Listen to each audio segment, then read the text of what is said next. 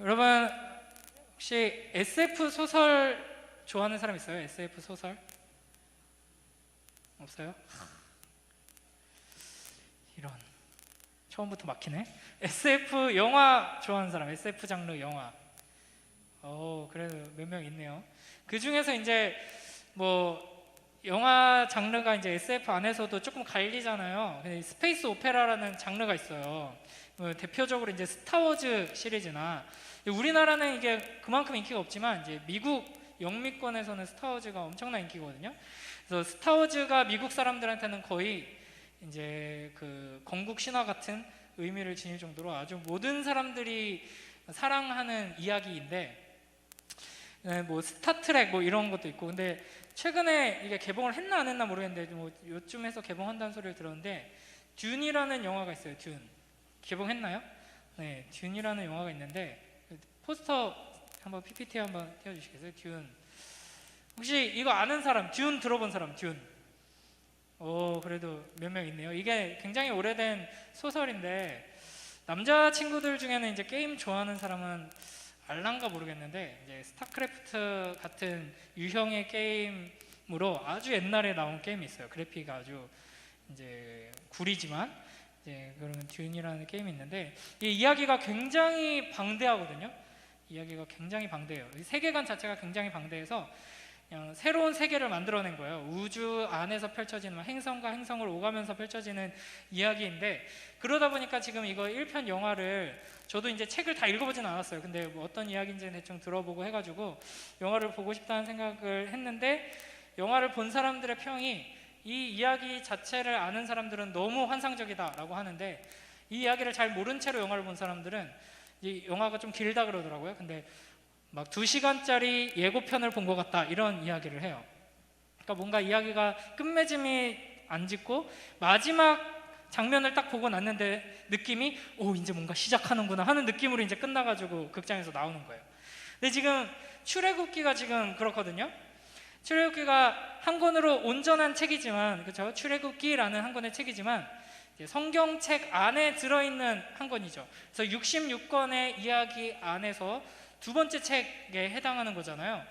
그래서 성경의 이야기, 이제 천지 창조부터 이 세상의 마지막까지를 다루는 이 이야기의 한 부분이기 때문에, 이 출애굽기 이야기를 우리가 처음부터 끝까지 다 살펴봤지만 마지막에 가서 느끼는 거는 뭐냐면, 이제 시작이구나, 이런 걸 느끼게 돼요. 그래서 오늘 설교 제목 뭔지 본 사람, 기억나는 사람?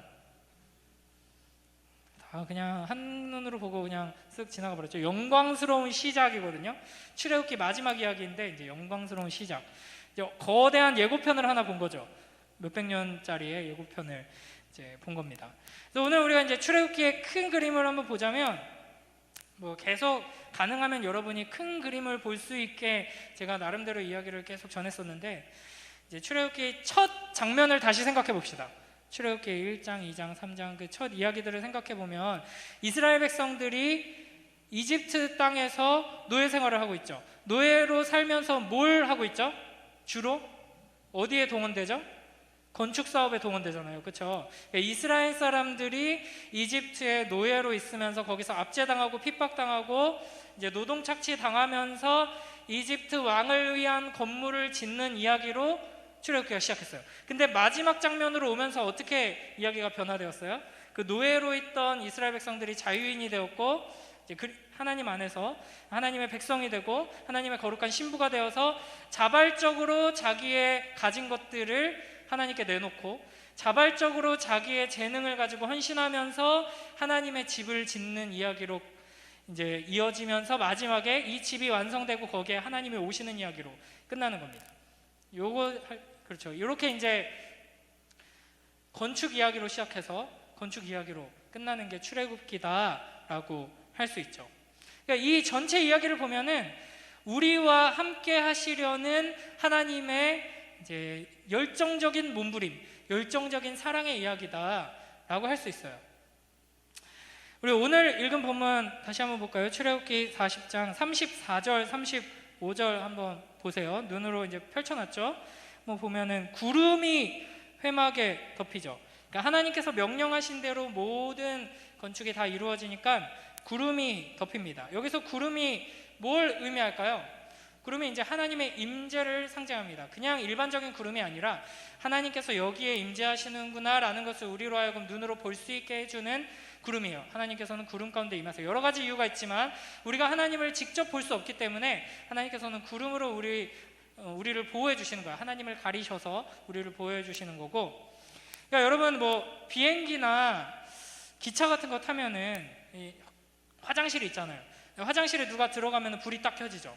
아, 사람 있구나, 지금 불 꺼지면 들어가야지 하고 이제 볼 수 있잖아요. 그런 것처럼 성막에 구름이 있다 하는 건 아, 여기 하나님이 계시는구나 라는 걸 우리가 이제 눈으로 보고 확인할 수 있는 장치라고 할 수 있습니다. 근데 이제 이런 장면으로 성막이 완성되고 거기에 구름이 가득 임하고, 이제 구름 기둥, 처음에 출애굽하고 나서 이집트 군대가 쫓아올 때 하나님께서 보호해 주신 게 바로 구름 기둥, 불기둥이잖아요. 보통 구름 기둥, 불기둥 하는데 기둥 두 개가 아니라 그랬어요. 낮에는 구름 기둥이고 밤에는 거기에 딱 불이 켜져서 이제 그 안에서 불이 있는 거예요. 그 기둥이 이제 이 성막에 임해서 이제 이스라엘을 인도하기 시작하는 게 출애굽기의 마지막 이야기입니다. 그래서 이 마지막 장면에서 보면은 우리가 어떤 감정을 느껴야 하냐면, 원래는 이제 막 뭔가 이제 엄청난 일이 이제서야, 지금 엄청난 일이 계속 벌어졌는데 우와, 더 엄청난 일이 이제 시작되는구나, 어떻게 이렇게 놀라운 일이 벌어지지 하면서 감탄하고 감격하고 또 감사하고 찬양하고 이래야 되거든요. 근데 그게 잘 안 느껴지죠. 이제 그 이유가 뭐냐, 이거를 좀 오늘 좀 살펴보려고 합니다. 그러니까 우리는 이 장면, 성막이 완성되고 여기에 하나님께서 임재하시는 게 얼마나 놀랍고 신비하고 위대하고 또 영광스럽고 아름다운 일인가, 이걸 잘 몰라요. 왜냐하면 기본적으로 하나님이 어떤 분이신지를 우리가 잘 모르기 때문이고, 그리고 이 이스라엘이, 그리고 우리가 어떤 존재인지를 우리가 자꾸만 잊어버리기 때문에 이 장면을 보면서도 감격하고 전율하지 않는 것이죠. 자, 그러면은 왜 하나님께서 성막에 임재하시는 것이 놀랍고 영광스러운 일이냐, 이걸 좀 이야기해 보려고 합니다. 동이야? 이걸 얘기해 보려고 해요. 첫 번째로 하나님께서는 어떤 분이시냐, 하나님께서는, 이건 이제 소요리문답 배웠던 사람들은 딱 이제 요 표현들이 생각날 거예요. 하나님은 어떤 분이시냐 하면은 다양하게 표현할 수 있지만 가장 중요한 속성이 뭐냐면 무한하시고 영원하시고 불변하신다 하는 거예요. 하나님은 무한하시고 영원하시고 불변하시는 하나님. 여러분, 하나님은 무한하세요. 한계가 없으세요. 그리고 영원하신 하나님이세요. 그러면 사람이 하나님을 만날 수 있을까요? 없을까요? 지금 계속 뭐 하나님이랑 이스라엘이 만나는 이야기를 들었는데 질문 자체가 이상하다고 생각할 수 있어요. 자, 예를 들어볼게요. 여러분이 혹시 커피 마시는 사람 있어요? 나는 커피 마셔요. 뭐야? 있네? 보통 저는 어렸을 때 못 마시겠는데 커피 그래도 몇 명 있네요, 생각보다. 그럼 알 수도 있겠네. 혹시 커피 원액하고 물하고 이렇게 섞으면 뭐가 될까요? 그게 이제 아메리카노예요. 그러면 커피 원액하고 우유를 섞으면 뭐가 될까요? 카페라떼가 되는 거예요. 그렇죠? 몰라도 돼요. 그냥 예를 드는 거예요. 그러면은 뭐 여러분이 좀 쉽게 알만한 거, 사이다에다가 콜라를 섞으면 뭐가 돼요? 여러분 그렇게 안 마셔봤어요? 싸콜이라고 하는데 여러분은 없나 봐요. 미안해요. 또 제가 또 옛날 얘기 해가지고 제가 여러분 때는 이제 그냥 그렇게 섞어서 막 마셨거든요. 왜인지 모르지만 그냥 그게 유행이었어요. 싸콜 마시는 거, 사이다랑 콜라 사가지고 섞어 마시는 거. 그러면은 소주랑 맥주를 섞으면 뭐가 돼요? 이거는 왜 알아? 너는 이걸 왜 하는 거야 도대체? 소주랑 맥주를 섞으면 소맥이 되죠. 어때요? 소맥이 더 좋아요? 그냥 맥주가 더 좋아요? 이걸 왜 대답하려고 그래? 그렇죠? 자, 그러면 더 쉬운 거, 빨간 잉크랑 파란 잉크 한 컵씩 섞으면 어떻게 돼요? 무슨 색깔이 될까요? 자, 보라색이 되죠. 이렇게 이제 지금 제가 두 가지를 섞는 예를 계속 들었어요. 두 가지를 섞으면 뭐가 계속 돼요? 그죠? 자, 그러면은 자, 커피 원액 한 잔하고 태평양 바다를 섞으면 어떻게 될까요? 뭐가 될까요? 뭐 어떻게 답해야 될지 잘 모르겠죠? 자, 빨간색 잉크 한 병하고 태평양 바다를 섞으면 어떻게 될까요? 바다가 오염돼요. 아주 지구가 아프대요. 이게 뭘 말하고 싶은 거냐면 태평양 바다와 이제 커피 원액이 만난다 하면 아무 일도 일어나지 않습니다. 왜 아무 일도 일어나지 않느냐면 만나는 순간 커피 원액 한 잔이 소멸돼 버려요. 사라져 버려요. 찾을 수 없어요. 왜냐하면 상대방이 너무 거대해서. 그렇죠? 그러니까 이렇게 사실은 근데 태평양이라고 해봤자 유한한 존재거든요. 태평양은 유한해요. 잴 수 있어요. 그렇다면 무한하신 하나님과 유한한 우리가 만나면 어떻게 될까요? 아무 일도 일어나지 않아요. 더 정확하게 말하면 만날 수 없어요. 우리가 하나님을 만난다? 그러면 우리는 그냥 없어지는 거예요. 마치 한 방울 잉크가 태평양에 뚝 떨어지는 것처럼 우리는 그냥 존재가 소멸돼 버릴 뿐이죠. 그러니까 이제 하나님께서, 영원하신 하나님께서 우리 가운데 임하셔서 집을 짓고 우리와 함께 사신다, 우리에게 말씀하신다, 그리고 내가 여기 있다 하는 걸 눈으로 보고 확인할 수 있게 하신다, 까지 언약을 맺고 사랑을 나누는 사이가 되신다. 이게 이제 말도 안 되는 일이다 라는 거죠. 제가 여러분, 미안해요, 맨날 옛날 얘기, 근데 제가 여러분 만난 때가 옛날이어서 어쩔 수가 없는데, 제가 한 중학교 3학년 때 읽었었던 것 같은데 1학년 때인가? 베르나르 베르베르의 개미라는 소설이 있어요. 읽어본 사람? 베르나르 베르베르 개미. 책 좀 읽어. 옛날 책이긴 한데 재밌어요. 되게 재밌는 책인데 뭐냐면 과학자가 있어요. 과학자가 개미를 연구해가지고 개미가 이제 집단을, 이제 왕국을 이루어서 군집 생활을 하잖아요. 집을 짓고. 근데 그 개미들이 서로 소통을 한단 말이에요. 막 여기 저기 쳐들어왔다, 뭐 아니면 저쪽으로 가야 된다, 여기 막혔다, 뭐 이런 소통을 해야 되는데 그 소통을 뭘로 하냐면 페로몬이라는 이제 그걸로 해요. 이제 그걸 분석해가지고 개미들의 언어를 습득한 거예요. 그리고 그거를 이제 자기가 조절할 수 있게 만들어가지고 자기가 작은 개미가 되어서 이제 실제로 막 자기가 축소됐다기보다는 개미랑 링크를 해요. 연결해서 자기가 개미 굴 안으로 들어가요. 그래서 막 말을 걸어요. 넌 누구냐? 넌 처음 보는데? 나는 1307호야. 막 이래가지고 그래? 처음 보는 친구 같은데? 그러면서 막 페로몬으로 이제 대화를 하는 그런 이야기예요. 그러니까 인간이 개미가 되기 위해서도, 이건 상상이지만 엄청난 기술이 필요하고 엄청나게 작아져야 돼요. 그죠? 엄청나게 낮아져야 돼요.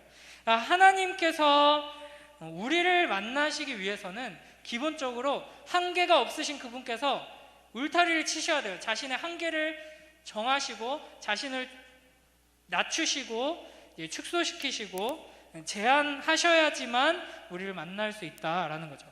그러니까 하나님이 어떤 분이신지를 안다면 하나님께서 여기 오셨어, 그래서 나와 함께 하신대, 나에게 말씀하신대 라는 것 자체가 얼마나 놀라운 일인지, 얼마나 하나님께서 큰 사랑으로 일하셨는지를 우리가 생각해야 한다 하는 거죠.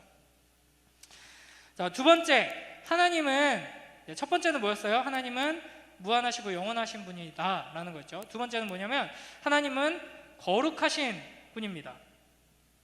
그러니까 하나님께서 무한하시고 영원하신 분인데 자기의 한계를 딱 정하시고 자신을 이제 낮추시고 제한하셔서 우리처럼 이제 작아지셔서 우리와 소통을 하신다고 해서 우리가 마음껏 하나님께 나아갈 수 있느냐?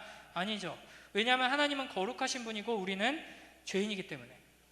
그래서 이제 저랑 초등부 같이 했던 분들은 이런 질문 많이 반복적으로 들었을 거예요. 이제 유치부 아이들에게도 요즘 계속 이렇게 물어보는데, 우리가 하나님께 우리 이름을 들고 나아가면 하나님께서 우리를 어떻게 대하실까요? 어떻게 대하실 것 같아요? 여러분 이름표 달고 하나님께 가면 하나님께서 여러분을 어떻게 대하실 것 같아요? 아무 생각이 없나요? 어떻게 대하실까요?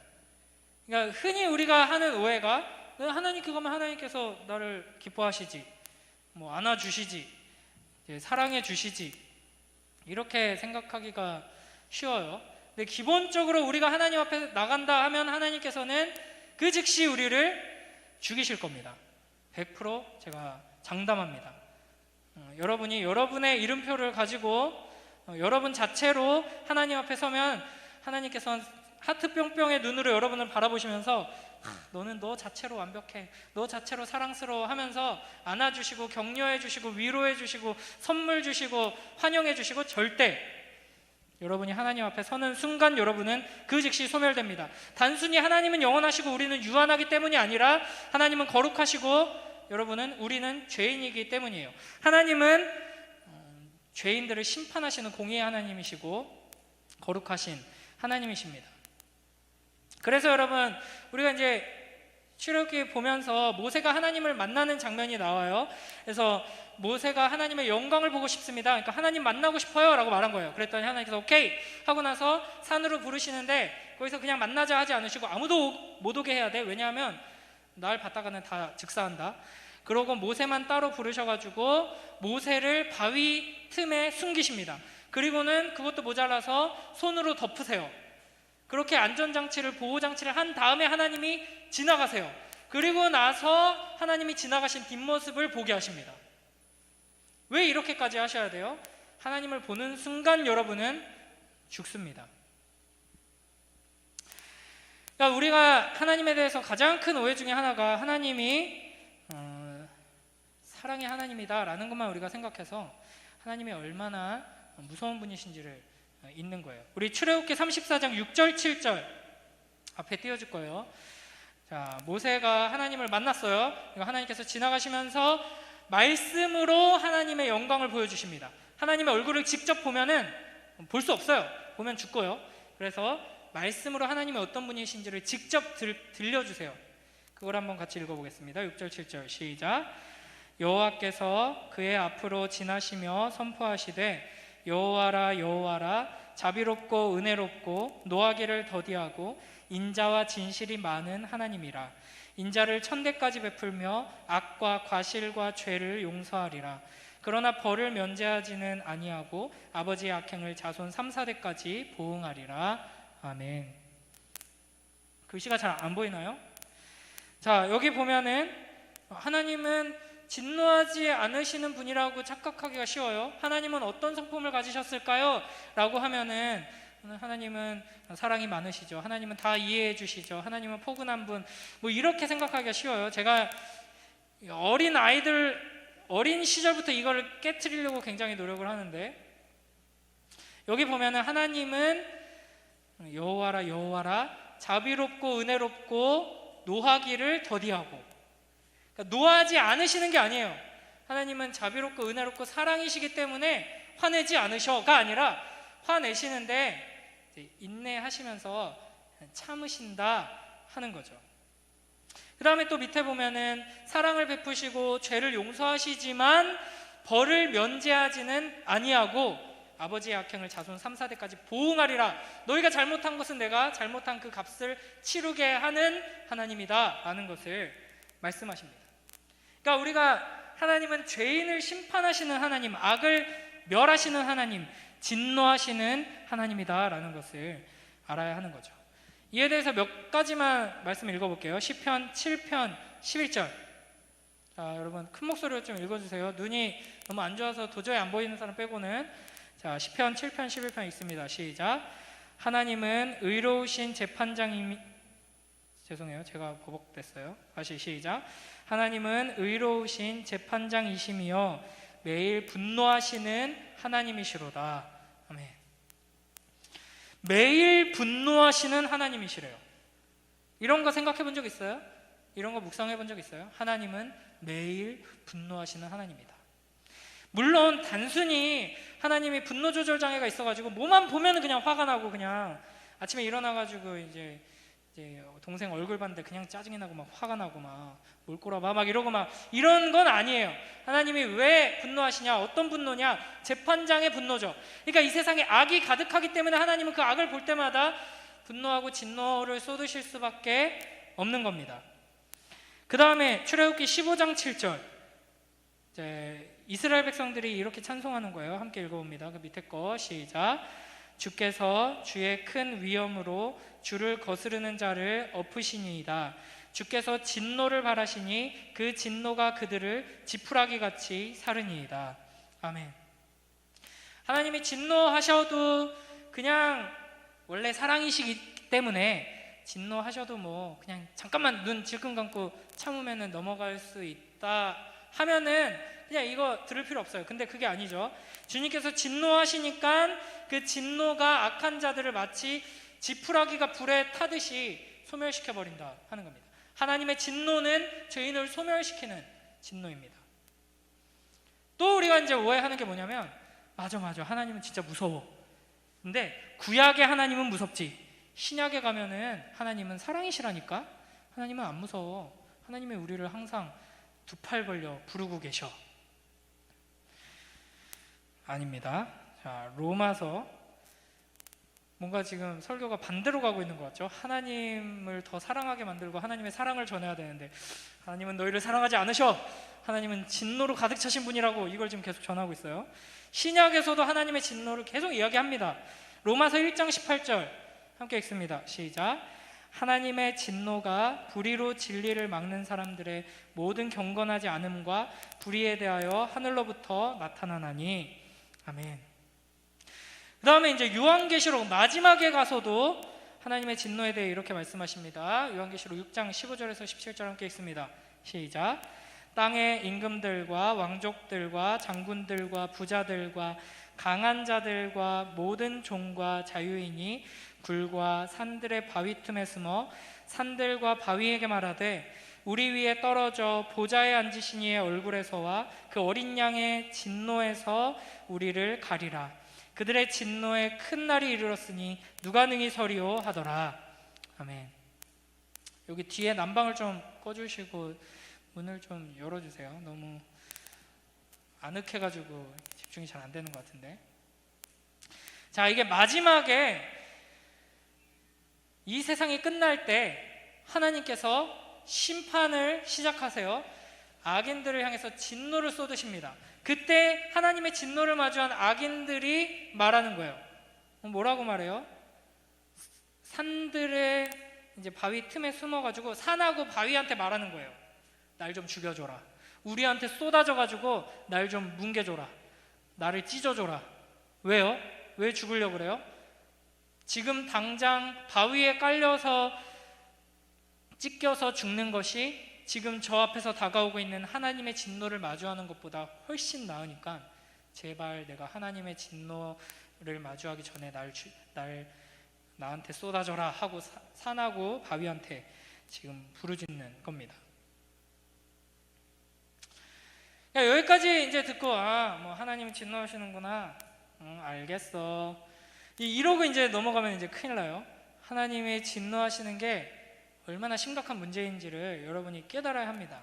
그러니까 하나님의 진노가 그냥 동네 아저씨의 진노가 아니에요. 무한 영원 불변하시는 하나님, 온 우주보다 크신 창조주 하나님의 진노다 하는 거죠. 그러니까 여러분 이게 얼마나 심각한 문제인지 한번 생각해 볼게요.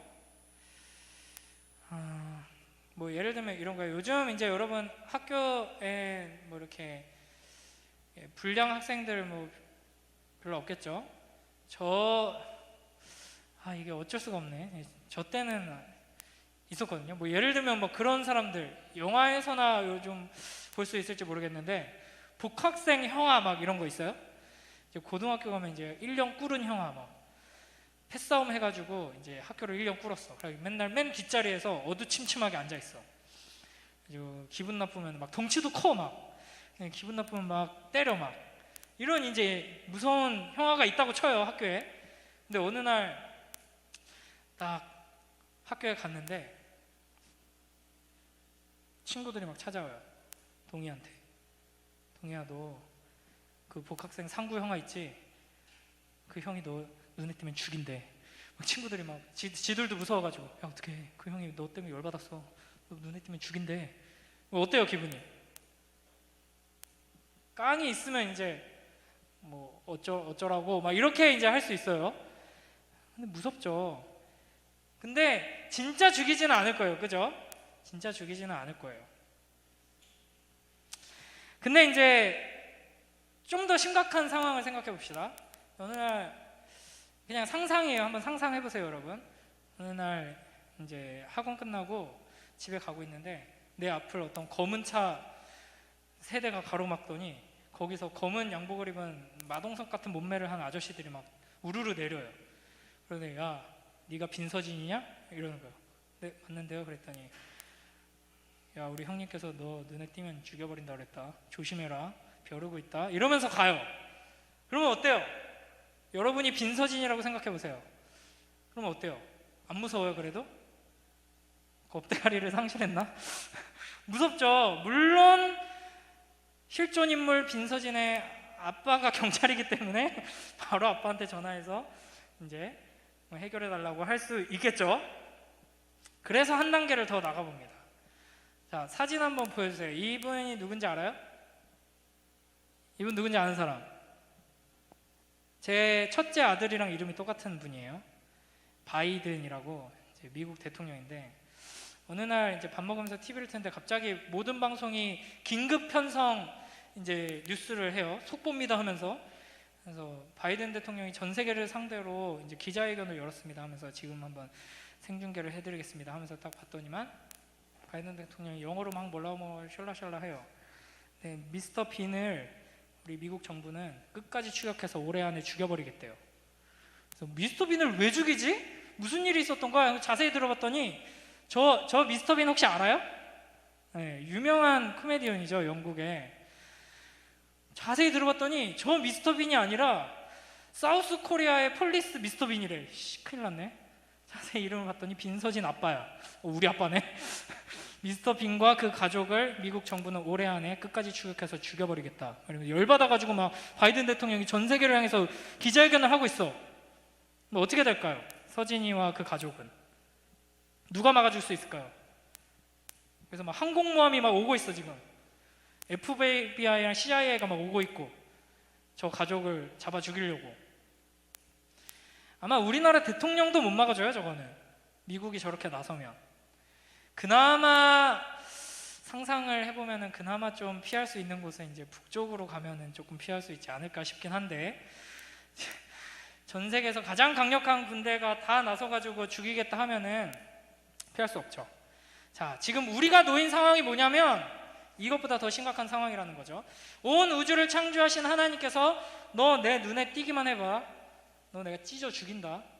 이런 태도로 지금 하나님이 이글거리는 눈으로 우리를 바라보고 계시는 거예요. 가까이 오기만 해. 이런 상태거든요. 그러니까 이게 이제 하나님이 어떤 분이신지를 생각한다면 이 하나님의 진노가 우리에게 어떤 의미인지를 우리가 알 수 있게 되는 것이죠. 여러분, 그리고 이제 그 진노의 이유가 무엇인가에 따라서 그 의미와 강도가 또 달라지죠. 만약에 이제 제가 이제 여러분이 가지고 있는 모나미 펜 하얀색 하나를 빌려갔다가 부러뜨렸어. 좀 열받겠죠? 뭐 너그럽게 그 정도는 넘어갈 수 있는 사람도 있지만, 자, 근데 여러분이 새로 스마트폰 최신형을 이제 부모님이 사주셨어. 오, 박정음 핸드폰 샀네 하고 보다가 내가 쿵 떨어뜨렸어. 완전 아작이 났어요. 그럼 기분이 어때요? 그래도 워낙 이제 저를 존경하고 사랑하니까 이 정도는 괜찮아요 할 사람은 없을 거예요 아마. 이제 막 이를 갈면서 막 물어내라고 하겠죠. 그렇죠? 자, 더 심각한 걸로 가볼까요? 여러분 앞에 여러분의 부모님을 아기를 가지고 죽인 살인범이 있어요. 여러분 그 살인범을 보는 기분이 어떻겠어요? 고맙습니다. 감동이다. 그렇죠? 당연히 안 좋죠. 진노하게 되겠죠. 그러니까 나에게 어떤 피해를 입혔느냐, 나에게 피해를 입힌 그 대상이 무엇이냐, 그러니까 그것에 따라서 진노의 질이 달라지거든요. 우리는 하나님의 쉽게 말하면 하나님의 독생자 아들을 죽인 원수라고 할 수 있습니다. 하나님께 반역을 저지른, 하나님의 목에 칼을 들이밀고 네가 왕이라고? 아니, 이제 내가 왕할 거야 했던 존재들이에요. 그것에 대한 하나님의 진노가 어떠할지는 우리가 생각할 수 있겠죠. 한 가지만 더 생각해보면 여러분, 평소에 화를 안 내던 사람이 화를 내면 굉장히 무섭거든요.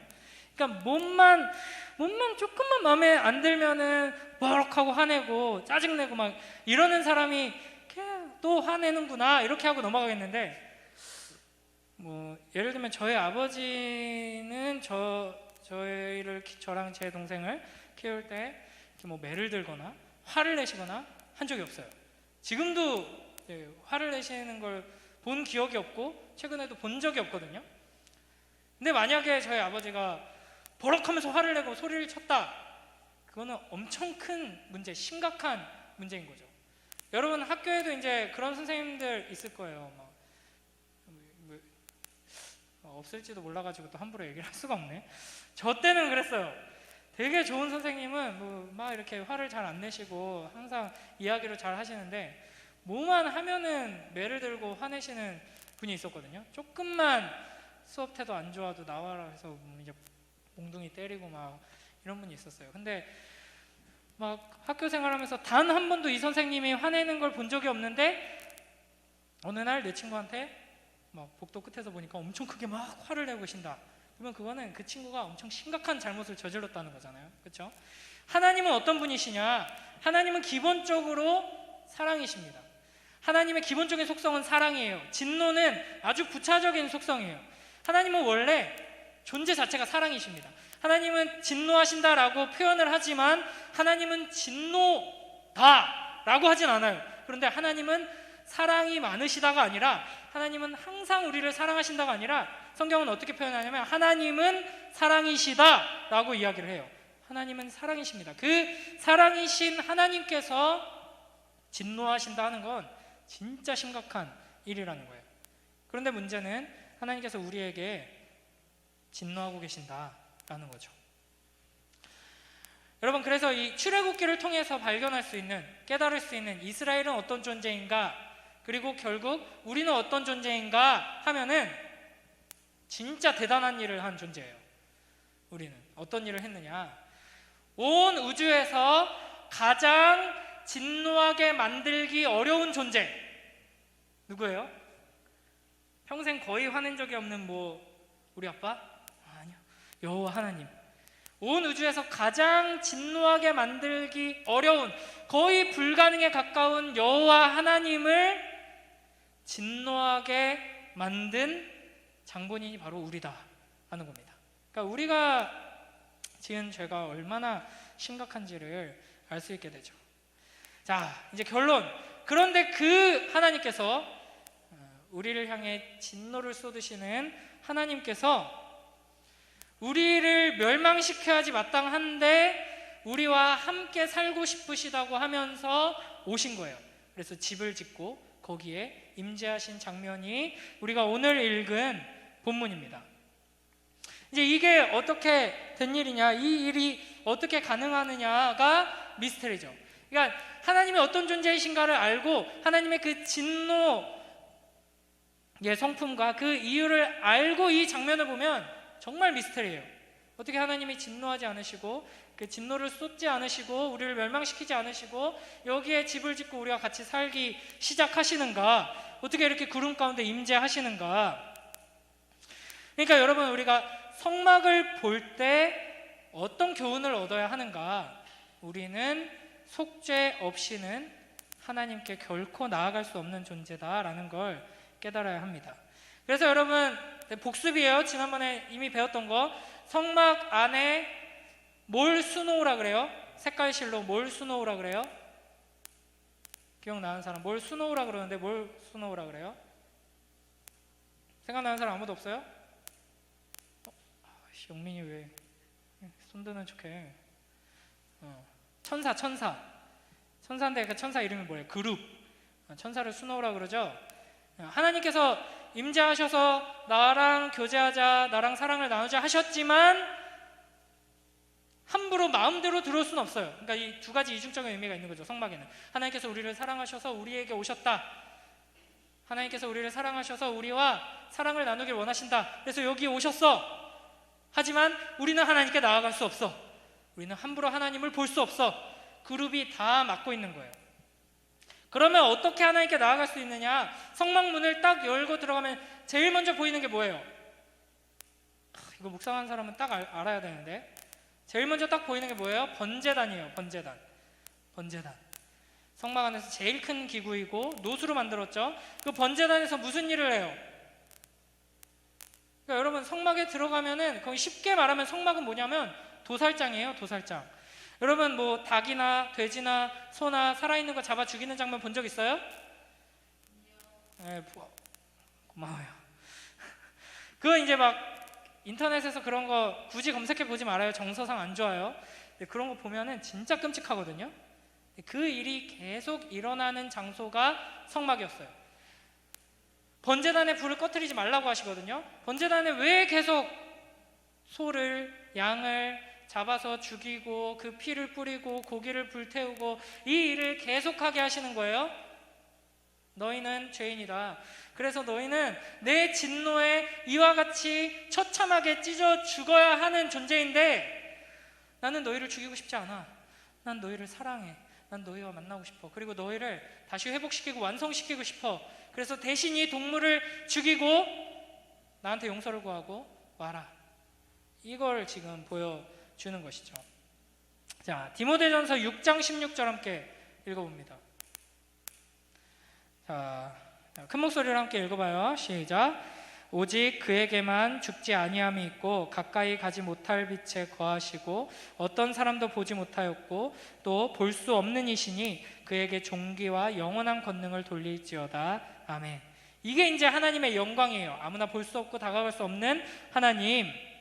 자, 그런데 고린도후서 4장 6절 함께 읽습니다. 시작.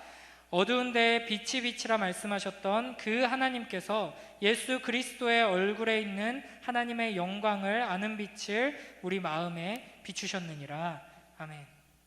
이게 좀 문장이 어려운데 하나님의 영광을 구름을 통해서 볼 수 있게 해주셨고 이 성막이라는 건물을 통해서 이제 볼 수 있게 해주셨지만 실제로 하나님의 영광을 볼 수는 없죠. 하지만 예수 그리스도를 통해서 이제 우리는 하나님의 영광을 볼 수 있다라는 겁니다. 그리고 그걸 미리 예고편으로 보여주시는 게 바로 이 성막이다. 또 성막을 짓는 출애굽기 이야기다라는 겁니다. 그래서 여러분, 우리가 바로 이제 성전이라고 했죠. 성전, 성막이신 예수님을 통해 우리가 하나님의 영광을 보게 되고 그 예수 그리스도를 통해 이제는 우리가 성전이 됩니다. 그래서 고린도전서에 우리가 성전이라는 이야기가 2번 등장하는데 이걸 이제 여러분 제대로 자세히 안 봐가지고 잘 섞어 쓰는 경우가 많은데 3장 16절에서는 우리가 성전이라는 거예요. 우리가. 그리고 6장 19절에서는 내가, 내 몸이 성전이라는 겁니다. 그러니까 이제 성막을 통해서 하나님께서 임재하셔서 너희는 이 피 흘림, 희생, 속죄 없이는 나에게 올 수 없다. 그럼에도 불구하고 나는 너희를 너무 간절히 원하기 때문에 계속해서 제사 드리면서 나와 만나자라고 하시고 이 제사를 예수 그리스도를 통해 완성하신 하나님을 우리가 보게 되었다면 이제는 예수 그리스도를 통해 우리가 성전이 되는 겁니다. 그래서 여러분, 마지막 결론을 2가지만 이야기하고 끝내겠습니다. 이제 출애굽기를 완전히 다 끝낼 거예요. 제 결론인데 딱 2가지. 여러분, 내가 정확하게 이제 고린도전서 6장 19절의 표현대로 하면 내 몸이 성전이다 하는 것을 기억하고 우리가 예수 그리스도의 몸된 공동체된 우리가 성전이다 하는 것을 기억하십시오. 자, 이걸 기억하면서 생각해야 되는 게 뭐냐면 지금까지 쭉 설명했던 이 성막의 의미를 생각해야 되는 거예요. 하나님께서 우리 안에 임재하신다 라는 걸 여러분이 깊이 묵상해 보세요. 이게 얼마나 엄청난 이야기인지. 이 무한하신 영원하신 거룩하신 하나님께서 하나님 앞에 서는 즉시 죽임당해야 하는 죄인인 우리 안에 거하신다 하는 것이 얼마나 놀라운 일인지 감격스러운 일인지를 여러분이 깊이 묵상하고 그 의미를 깨닫고 감사하며 살아가는 여러분이 되길 주님의 이름으로 축복합니다. 그래서 여러분, 여러분의 가치는 뭘로 결정되냐면 여러분이 성적표를 얼마나 잘 받았느냐, 여러분이 얼마나 외모가 뛰어나고 얼마나 건강하냐, 얼마나 성품이 착하냐, 얼마나 앞날이 창창하냐, 미래에 어떤 일을 이룰 수 있느냐, 이딴 것들로 여러분의 정체성이 결정되는 것이 아니다라는 거죠. 여러분 안에 누가 임재해 계시고 여러분은 누구를 위한 성전인가 하는 것이 여러분이 어떤 존재인가를 결정짓는 겁니다. 제가 이제 얼마 전에 이제 유튜브를 보다가 그 오은영 박사님 알죠? 이제 아이들을 키우다 보니까 오은영 박사님 나오는 프로그램을 종종 보는데 풀 버전으로 못 보고 항상 유튜브로 이제 짤들을 조금 보는데 연예인들이 나와서 오은영 박사님한테 상담하는 프로그램이 있더라고요.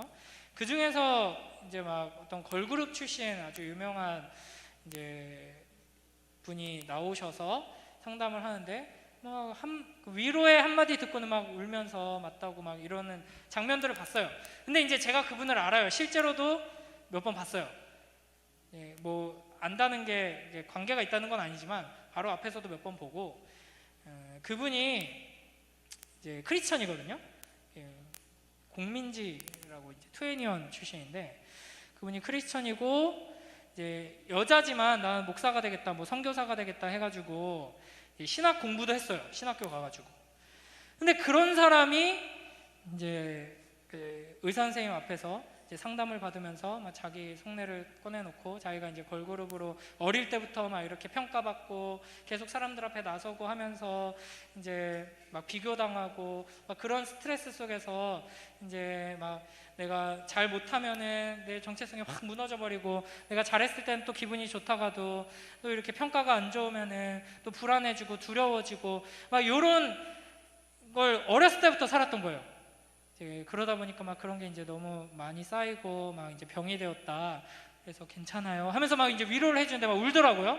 제가 너무 안타까웠던 게 뭐냐면 그 사람이 참된 복음을 들었다면 세상 사람들이 뭐라고 평가하고 판단하고 결론을 지어도 거기에 흔들리지 않았어야 한다는 거죠.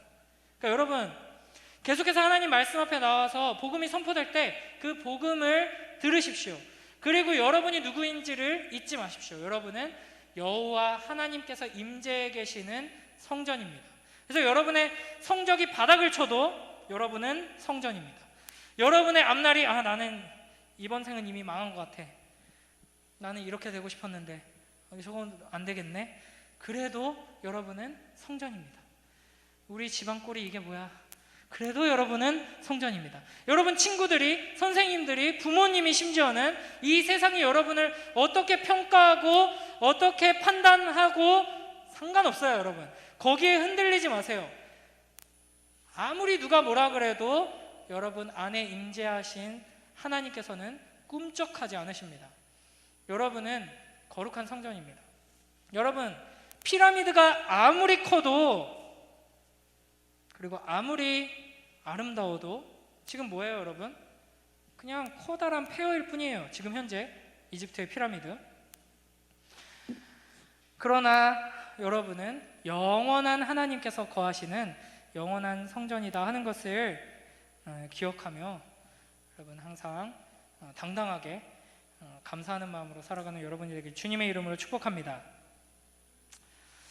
아멘이 크지 않아서 마지막 결론 한 가지 더.